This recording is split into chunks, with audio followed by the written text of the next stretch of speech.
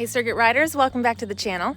I think the last time you saw us, we were in Nova Scotia for the Acadian World Congress. What a great trip that was. That was over 2 videos, so make sure you check that out if you're interested. On the way after that trip, we headed down to New Hampshire for a friend's wedding, and I didn't film any of that, but when we were coming back up to Maine with the RV from that wedding, we blew out a tire.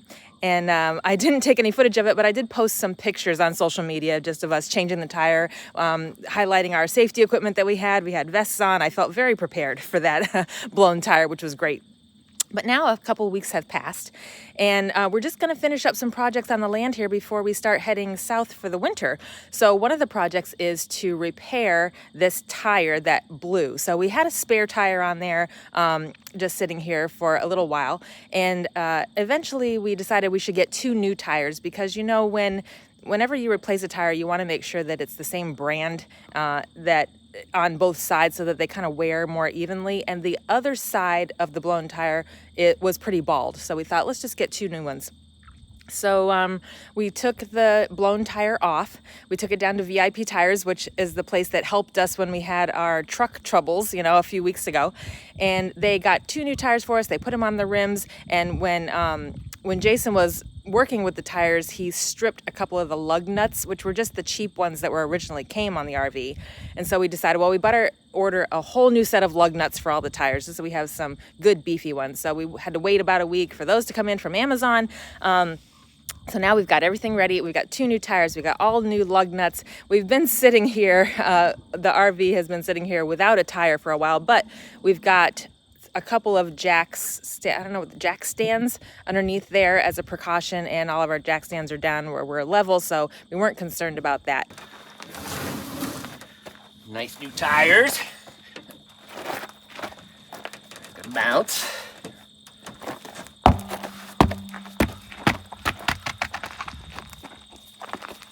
Oh no, I think we got 2 right-hand tires here. Nice job. We're just gonna have to put this one back on backwards. Haha. And here's why you want to make sure you have the same brand tires on either side of your axle, because the tread pattern can be different. These new Goodyears that we bought have a very different tread pattern than the Hercules that are on our rear axle. And then we've got a third brand, a Westlake, which is the original tire that was on here, we're going to put up under for the spare. So do what you can do. So you were talking about how it's different treads on these, which I assume doesn't matter, but yeah, having the same ones across from each other. But one of the things that we can double check is this is 215/75 R17.5, which is what all these are. Yeah, that's what, no matter what the brand is, that's what you care about, I assume. So that's the size of the tire. Yes, yeah. And this is even, you know, this is load rated for G. Right, they're all G-rated tires. That's printed on here. I'm sure it's on there somewhere. So yeah, we're good. I think we're good. Ella's here helping out, watching over things. Those are the old lug nuts, which I think are a little on the cheaper side. You know, so the ones we replaced them with are the same style. It's got this. There's like 3 or 4 different patterns out of the bottom. These are the conical. I think there's a curved one. There's one that you use a washer on. But we also, in part, these are hard to get the socket on. So I got ones that are just a little bit taller, which I think will make this easier. So there's more cylinder to grab. Plus we have a better socket now too.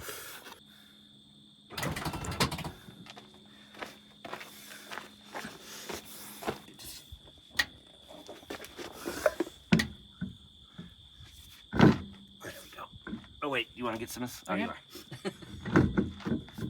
Yes, we got a new socket that's a deeper socket. It's supposedly, well, it has this protective sleeve, and you can see it's already a little chewed up because I think this is a bit of a flaw or an annoying thing about this tire design that they have on here, in that this opening is really tight. So this is very tight for that to fit in, which, you can stay right there, is part of why I got these longer replacement bolts. In fact, we got 32. So we'll eventually replace all of these, but on these two, we're going to put all new because not because I need it to be longer for security, but so that it's out here further for this to grab. It'll grab it sooner past this tight spot. So we'll see if that turns out to be true. And we got these just on Amazon, like nice, whatever. I always do the 4 stars or higher. Let the wisdom of the crowd tell me what to get. When has the crowd ever been wrong? I know how we like to get political on your channel, so I could talk about my views of democracy and all that stuff. Yeah, all that's gonna be cut out. But really, I really think is that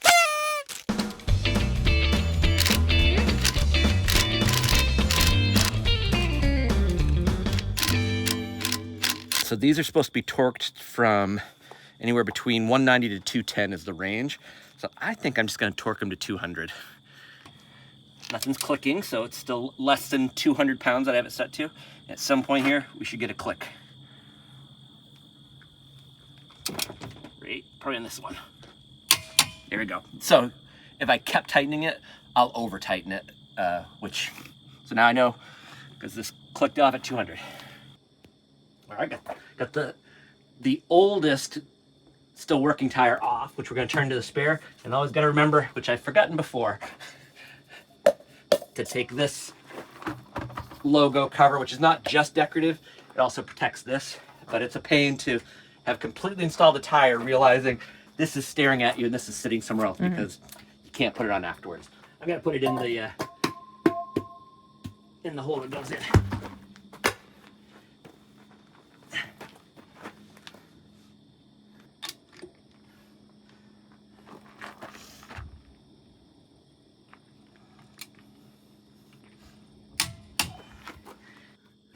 You know what? You want to start cranking it, and I'll just make sure it's going good before I come out. Okay.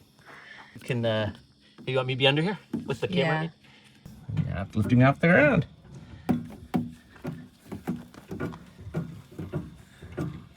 Keep going.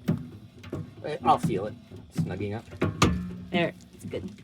All right, so that's the tire project done. We've got 2 new tires on, and Jason replaced all 32 lug nuts on all the tires. That feels good to do. The old Westlake up underneath as the new spare, so yeah, they are good. Okay, now that all the tires are in place, I need to go around and recalibrate our little TPMS sensors. This will, this receiver goes inside the truck and we monitor it while we're driving, but these sensors have to be matched to the tire that they're going to in order for this display to work correctly. The instructions are so janky, it's taken me forever to figure it out, and I'm not going to bore you with those, but we are going to go around and make sure that all these sensors are recalibrated. Now that sensor gave us the alarm when the tire went flat and blew immediately. Like that's how.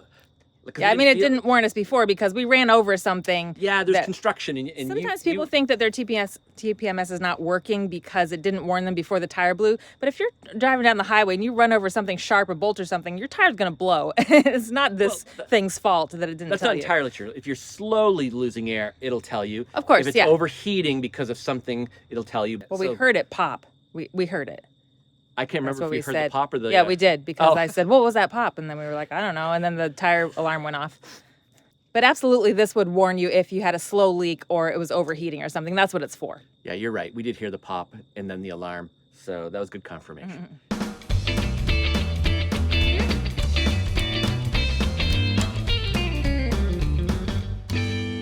But while we were up here in Maine, I did get to do a special task that I wasn't expecting. Watch this.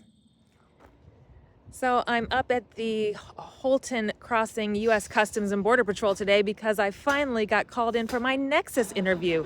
If you watched when we were over in Vancouver, you know, Jason was complaining that I never got my Nexus card, and so that I could get into fast entry into Canada.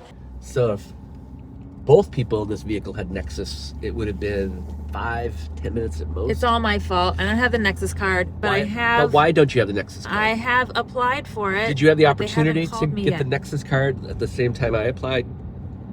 4 years ago. And then what did you say at the time? I said, I don't need a Nexus card. The wait at the Maine New Brunswick border is never more than 5 minutes. Why do I need a Nexus card? And here we are.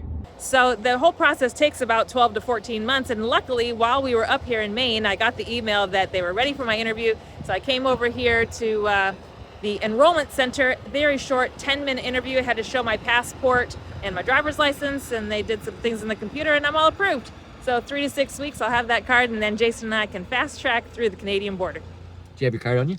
No, it's 3 to 6 weeks in the mail. Gotta wait for it to come. And you can't go in the Nexus lane? Well, here. Not until I have the card. Oh, I guess you are already going. If I fly, I still have to have my passport, but if I'm driving by land, just have to show the Nexus card, and we can zip through this. You know, normally at Holton border, it's about 5-minute wait, but We gotta cut that in half. I'm gonna sail through in 2.5. But in some of the other places we've crossed, it would have been nice A long time, to yeah. go in the Nexus lanes. I'm so glad that I got the call for the interview while we were here in Maine. We're here for such a short time, and for it to have come through by coincidence when I was right here and I could come to the Holton office to do it so quick in and out. Because to be clear, all the appointment slots are open. Yeah, everyone. Yeah.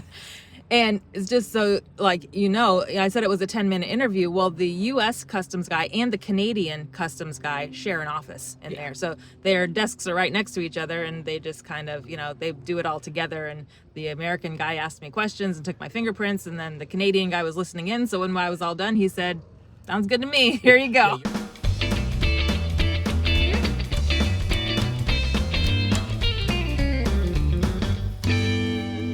Finally, after 4 years of having a rooftop antenna for our Wi-Fi, we're actually going to put it on the roof. It's been in our dining room, and we just pack it away and get it out every time we move. And we did that for a while because we wanted to make sure we had a good position in the RV for the antenna, to make sure it was the best position for it. Honestly, we haven't had a problem with it inside of the RV. We've always been able to get a signal. But having it on the roof will be permanently installed. We won't have to put it away every time. It'll be central to the signal of the RV. So we're going to get that project done.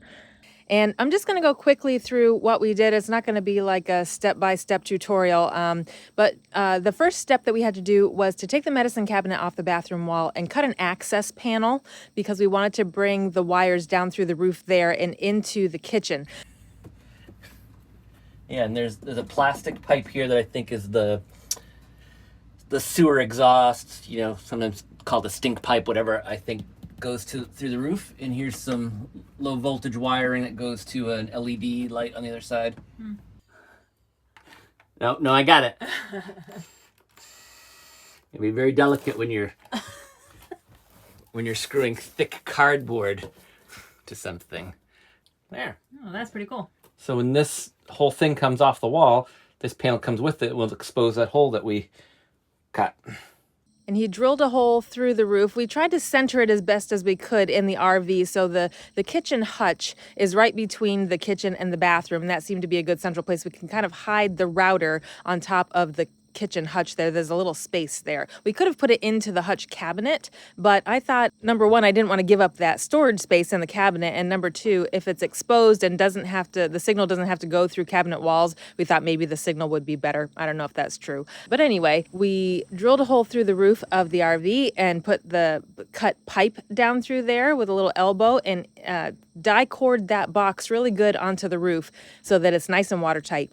Now, there are a couple different ways that you can mount an antenna to your roof. One that Mobile Must Have recommended, which is who we bought the equipment from, their YouTube video says to get a metal plate and put construction adhesive and glue it right to the roof. And then the antenna that we bought the magnetic feet that come with it, and it magnetizes to that metal plate on the roof. So it's removable, you know, it's not like permanently screwed in and installed, but the magnets are super strong. You can barely move them. So we chose to go that route. The other route that we thought of was to get some more U-channels to tie into our solar rack system, and to put the U-channels across where the solar panels are and then kind of screw the antenna into that. But that would raise it a couple of inches higher on the roof, and which might be more of a risk going down the road, hitting branches and stuff. So the magnet plate was a super easy solution for us. And from there, it was just running the wires through the little pipe that we had. The 90-degree angles of the pipes that we chose were a little bit challenging, but eventually we got them through. So they come down into the wall between the kitchen and the bathroom, and then out on top of that kitchen hutch. And we were able to hide the wires up there, and it's all good. So now that we got the wires coming through the top of this hutch up here, how are we going to secure the router up there? So up inside that area up there is like some support pieces, things like that. So I just took some of our scrap wood we had laying around from all our various projects and made a bit of a platform that fits in and sort of locks into the pieces up there. So might do a little Velcro strip to hold it as well, but it'd be pretty difficult for this to come out at all. So that'll go up there, sit down, and I think we're going to push some of these wires back inside the wall and kind of tidy them up in there. So just maybe this much wire comes out up the top there and makes for a cleaner, easier install or finished product. Great. So that's a project well done, and I am so glad that we have that antenna, Wi-Fi antenna, mounted on the roof now because it will bring in a better signal, and especially when we're up here on the land, we like to get as good a signal as possible. And something that we have been struggling with the past few days in the RV is mice. We can hear mice running along the ceiling, and they just run along the ductwork up there, and then they also get underneath our kitchen sink into our trash. Now, I have never seen a visible mouse in the living area of the RV ever. We've been up here for a few summers now, and we always get mice in the RV, but I've never seen one.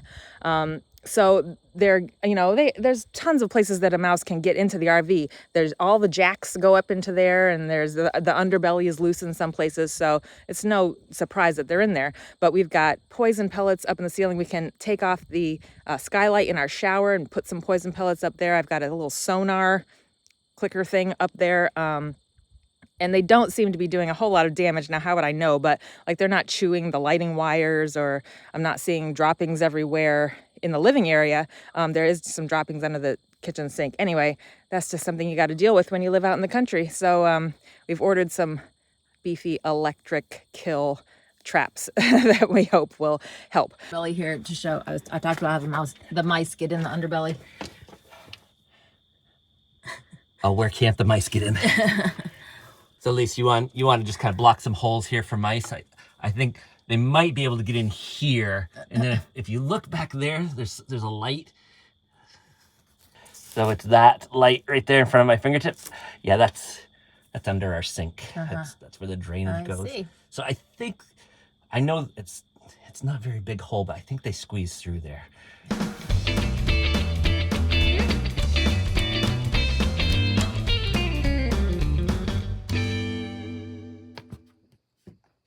This piece of the slide topper flapped out and kept pulling away, and it's like a pocket that's sewn or sealed together that has a bit of tubing in there that gives it some dimension, and it pulled away, either ripped the stitching or pulled apart, whatever.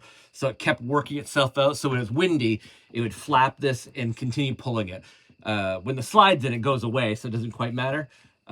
Normally, to replace these or fix them, you would slide this entirely out. But since it was just here at the end, I thought maybe I could widen it and do some repairs and put it back in. And I think we've done that.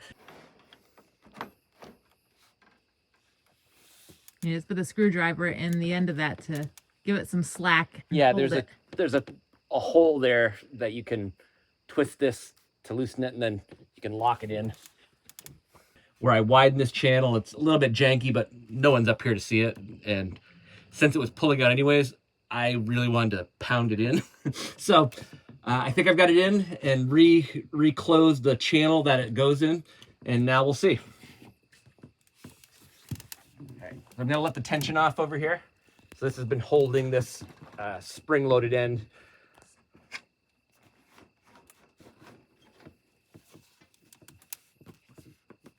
I think that might be good enough. Nice.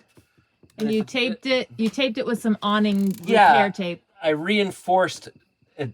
I think we may have shown another video, but we did some clear awning tape to reinforce some spots, and it's to repair rips or to reinforce.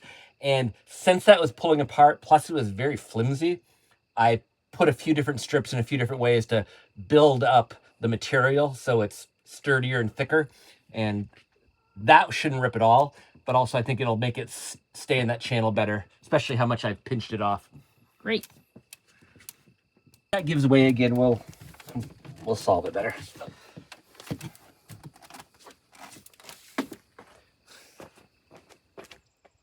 Well, that's going to do it for our trip up to our Maine land this summer.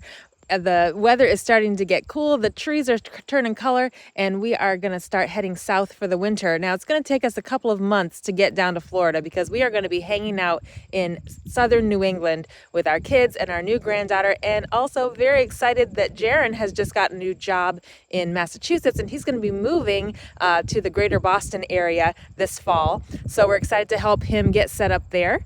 And I think I'm going to take a few weeks off here and just enjoy some time with family. Not going to be too much sightseeing going on or RV news. So next time I see you, we'll probably be heading to Florida, maybe after Thanksgiving. I hope you have a great fall and a great holiday season with your family and friends, and we will see you next time. Make sure you hit that subscribe button, and that way you'll get notified the next time I put up a video. Thanks for watching. Bye, guys.